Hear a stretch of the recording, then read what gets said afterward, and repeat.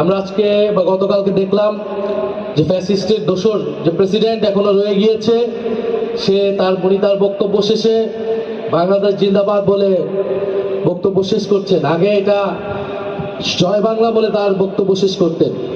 তো জয় বাংলা বাংলাদেশ জিন্দাবাদ হয়ে গিয়েছে। এখন বাংলাদেশ রাষ্ট্রটারও এখন এই পরিস্থিতি, যেখানে জয় বাংলা ছিল সেখানে জিন্দাবাদ লাগানো হয়েছে, কিন্তু দেশের আসলে কোনো পরিবর্তন হচ্ছে না।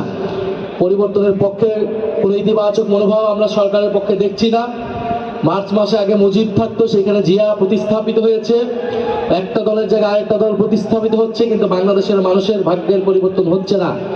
আমাদের নারীরা আরো নিরাপত্তাহীনতায় ভুগতেছে। ইন্টারিম সময়ে আমরা নারীদের নিরাপত্তাহীনতা নিয়ে অনেক কথা শুনেছি, আমরা নিজেরাও বলেছি। এখন যে সারা দেশে মহামারীর মতো ধর্ষণ, নারী নিপীড়ন, শিশু ধর্ষণ, শিশু হত্যার মতো জঘন্যতম নিকৃষ্ট অপরাধ দেখছি, কিন্তু এটা নিয়ে আমরা কোনো ধরনের কথা দেখতে পাচ্ছি না, পত্রিকায় লেখালেখি দেখতে পাচ্ছি না। জাতীয় নাগরিক পার্টি এনসিপির দায়িত্ব, সমগ্র বাংলাদেশ যদি চুপ করে থাকে, এনসিপিকে এটা নিয়ে কথা বলতে হবে, মাঠে থাকতে হবে, নারীদেরকে এটা নিয়ে সচেতনতা করতে হবে এবং আমাদের নারীদের নিরাপত্তা নিশ্চিত করতে হবে।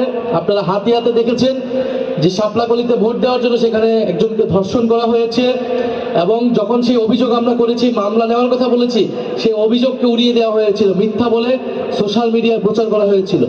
ফলে এই ধরনের ঘটনা ঘটতেছে।